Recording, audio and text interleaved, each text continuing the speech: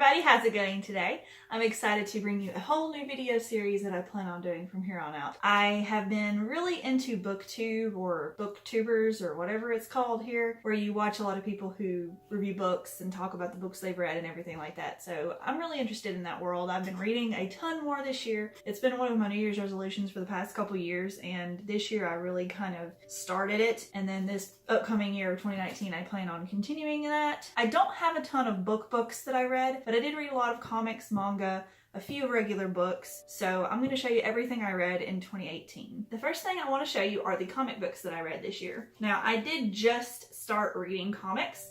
This is the first time I've ever entered that world. I've always been interested in it, but I never had the opportunity or just the time or money to go get them. And so this year I kind of had a little bit set aside to do that on my own. And I want to show you the things that I found. Looking up horror comics, because that is my favorite genre, is horror. I found Nail Biters, Volume 1. This is the trade paperback, as you can tell. It has, I think, 5 or 6 volumes within it, so you don't have to buy the single issues, because to me that just seems like a headache, and they are like anywhere from $1 to $7 or $8 per single issue. And they're very short, they're full of advertisements, so I wanted to just wait a few months and then read all of them put into a nice little booklet where it's more sturdy. I don't have to worry about backing cards or the slips that they go in. So that's why I've been reading some trade paperbacks. I recommend that if you're wanting to just read comics and you don't care about keeping up to date with what's going on. This is a little bit older, not super old. Like, it's still a really great series. I highly recommend it if you like horror. I don't want to go into too much detail as to the theme of this, but it's about a crazy serial killer, and I just really like it. You can see some of the art in here. It's very pretty. It has a very distinct style.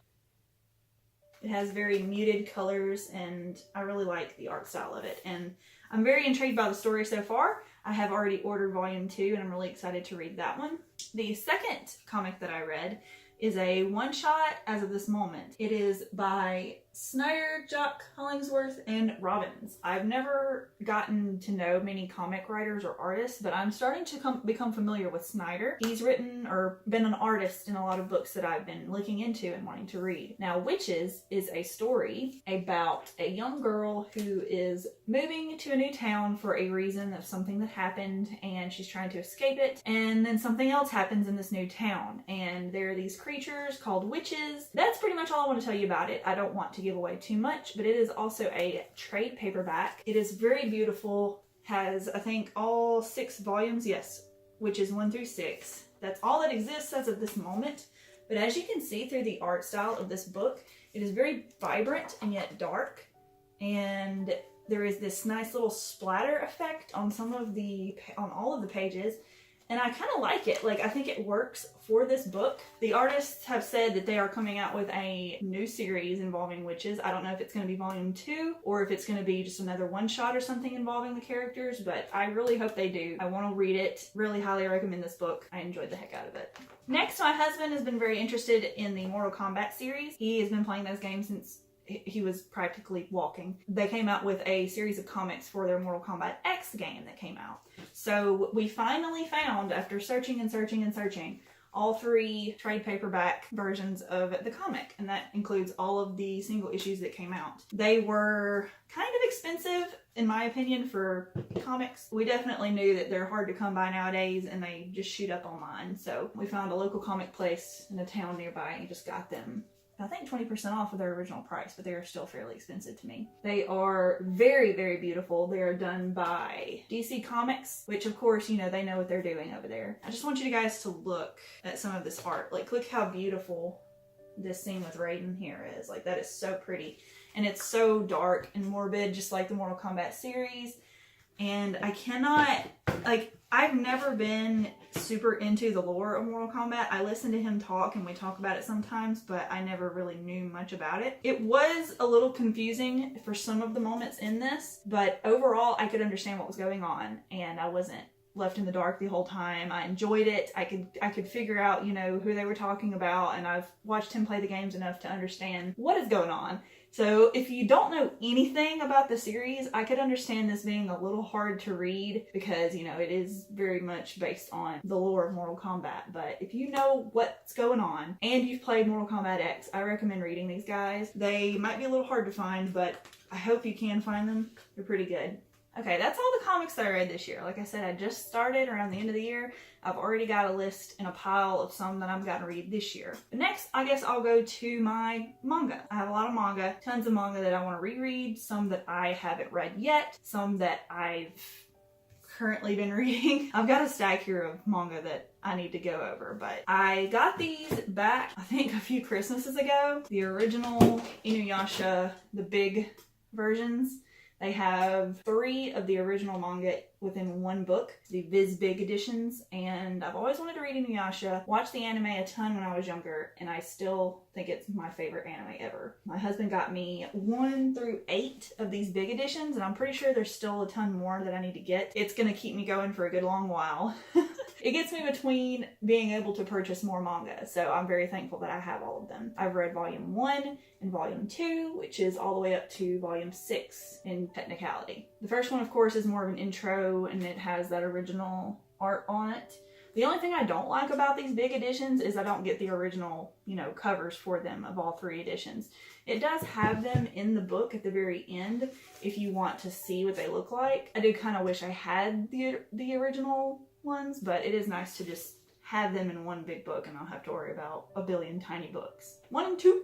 I'm working on number 3 right now. Okay, next is a reread. I often reread books. Especially manga. I don't know if you guys have ever heard of this series. It's called Absolute Boyfriend. I read it at the very beginning of 2018. I read this thing at least 3 times just because I enjoy the story so much. This is the first volume and it has Night here on the front. If you've ever heard of the anime or manga Chobits, which I also have that manga, it is the, I guess, female version of that where you have a male robot who is made for women to, I guess, date or have whatever you want with them. Slightly adult things happen as well. But it is still rated for older teens, so I don't think it's necessarily adult, but it's not for kids either. But I have all 6 volumes. It's only 6 volumes. And I highly recommend this if you've never read it. It's a great story. It's a great love story, a great coming of age story for a young girl who's confused and going through a lot. So reread these guys. It's a lot of manga.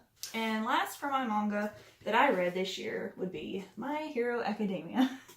If you don't know, which you should, My Hero Academia is an anime that's fairly recently been coming out. We found it on Netflix one time and we watched it. It's fantastic. Please watch it if you like anime. I cannot recommend it enough. It's got so many characters and I am a character-holic. Like, I love when shows have tons of characters because it gives everyone someone to care about. I've read the first 5 here. Very beautiful, colorful. I love all of the covers. Like, this one's very pretty. It has All Might and Deku. And then the second one has Deku and Bakugo. And then some of the villains on this one. And then this one is from the festival. And then this one's just almost every girl's favorite guy. But yeah, on the sides you can see they have like half of each of the characters' faces, which I think is a nice little touch. I like individual manga because of the pretty artwork on it, and I do love these manga because the writer of them puts his own little excerpts in there. I'm going to try to find one to show you. If you've ever read manga, sometimes the artist will give you a little peek into their personal thoughts and opinions about the series or just how they're feeling that day, and this artist likes to give you like character overtures and like maybe what they were feeling and what they were thinking when they created the character, which I love. I love getting to learn a lot more about the creator, and sometimes he's not very fond of that character, or he changed them at the last minute, or he's not really sure why he made them. If you're interested in that kind of thing, I recommend picking these guys up because I just enjoy learning about that kind of stuff. It is very, very, very, very close to the anime though, at least so far. I have only found a couple of little things that are different, so if you don't really care to read those little excerpts from the author, maybe just watch the anime if you don't want to waste your time, but I still like to read them. It's interesting to me. I love manga. And now we get to the regular books that I've read. It's not a whole lot. Like I said, I've only recently been reading again. I miss it, and so I wanted to start off fairly easy this year. I've got a couple of books that are more poetry or just funny books that were made by YouTubers or just famous people. We have Egghead by Bo Burnham. If you've seen his special, you'll know what this is. Just a bunch of poetry stories, just stuff that he made. What and Happy are his newest specials, so I recommend watching Happy or whatever it's called to get this book. He does a couple of skits from it, but it's very funny, very good, very interesting read here. Like you can see there's some illustrations in it as well. So I think that was a really fun pickup we got there. This one is a book by PewDiePie. Now, I know if you don't know who he is, where have you been, why are you on YouTube, who are you, what planet are you on? PewDiePie is someone we enjoy watching personally, and I wanted to buy his book because I just think it's interesting when people actually care about their content, make a book. And it was actually at Our Books A Million, which surprises me. We never get anything cool. It's very cool. It's got like photos and illustrations in here and just very basic style. Yeah, on the back it says this book is cleverer and better looking than you. This book will blow your mind. This book loves you. And I really liked the book. It was a very quick read. Got through it in less than an afternoon, you know. But it's fun and it has some clever thoughts and just silly things that he's come up with over the years. And yeah, I recommend it if you're interested in learning more about the way his mind works. It was a little expensive in my opinion. About 16 bucks for this book. Brand new, but you might could pick it up used. I just enjoyed, you know, supporting YouTubers. Next, I have a true crime novel that I read. It's called A Need to Kill. It is by Michael W. Cuneo? I don't know how you say his name. I'm gonna butcher names in this series, just so you know. It is a fairly short true crime novel. It has a case about a young boy who I think was like 16 who murders his best friend's entire family for a uninspiring reason. I must say. I don't want to give away too much, but essentially it's kind of strange and I enjoyed reading this. It's a very, you know, true story about what happened, but also makes it interesting to read like a novel. So you're not just like reading text in a newspaper, but it has like these photos of the boy who did it being arrested. It has pictures of the detectives who worked on it. It has some evidence photos, and it's just a very simple true crime novel. It has, you know, scenery from the town where it happened right in the middle. It said, why would a 16-year-old murder his best friend's family in cold blood? I just really enjoyed it. It was just a really quick pickup one day at Books A Million. I needed something to read and this was there and it was cheaper, so that's why I got it. And I really enjoyed it. Makes me want to read more true crime. Recommend it. This next book was recommended to me by my sister. We don't have a lot in common as far as books goes apparently, because I read this. It's called In a Dark, Dark Wood by Ruth Ware. I had never heard of this. She told me it was amazing and it was super cheap. We got it at like a used book sale. You can see that it's like been used a lot. And I was like, okay, sure, I'll try it out. I never read about it, so I didn't know what genre it was necessarily, and I don't tend to read everything on the books. The only thing I did read was Prepared to be Scared, Really Scared, which is a Reese Witherspoon quote here at the bottom. And I like Reese Witherspoon, so I was like, oh, so it's spooky. I was expecting this to be like a horror story. Well, I wouldn't say it's horror. I kind of expected it to go somewhere, and it never truly went there. Not that it was bad. I still liked the book, but it didn't go where I thought it would go. I thought it would get a little bit darker and maybe a little more bloody or whatever, but it didn't. It kind of just had a decent little story and it ended, and which is fine. It's a great book, and it apparently won all kinds of stuff, and I think there's like a movie coming out about it, and I may reread it again one day just to give it another go. It wasn't top for me, apparently, obviously. I read In a Dark, Dark Wood. Very decent sized read. It's a more average book in my opinion. And the last book that I read in 2018 in its full is called The Neighbor by Lisa Gardner. I had never heard of Lisa Gardner. My sister is all about some female authors and she's been recommending me some in the genres that I like. This is it's a novel series written by Lisa Gardner. She does different books where she does certain characters within her world, I guess. Like some are detectives, some are private investigators, some of them are behavioral analysis people. So this one's just about a detective, D.D. Warren. So this is a novel in her little world of that world. If it makes sense. It says, the perfect home, the perfect family, a deadly secret. And the cover kind of misleads me a little bit, like the neighbor. Like it makes you think it's about the neighbor, and it's not really about the neighbor. I don't know why she chose that title, but it's a New York Times bestseller. I'm guessing that's the author, not the book itself. There she is on the back. It was a good book. I enjoyed it. I enjoyed this one a lot. I think I enjoyed it more than In a Dark, Dark Wood, just because I felt like I was more invested in the characters in this book. The husband was the one you're following most of the book, and I found it interesting between him being a suspect and him not being a suspect, between him acting really erratically and seeming like he's gonna get arrested for it, and then being like, okay, that's rational. He has the reason to feel that way. Yeah, I think I enjoyed the entire book. S hits the fan towards the end of this book. It was still a fun ride. I enjoyed the entire story getting there. I just recommend it if you're into, you know, mystery, thrillery, a little bit of murder, messed up pasts, good and bad people. All right, guys, so that's pretty much it for what I have read in 2018. Now, this is one I started in 2018, but have not finished yet. I'm very close. I'm less than like 3 chapters away from finishing this one. It is the next book by Ruth Ware. It's called The Woman in Cabin 10. And my sister also recommended this one. She pretty much put it in my hands and told me to read it. So I guess I'm going to be reading Ruth Ware novels from here on out.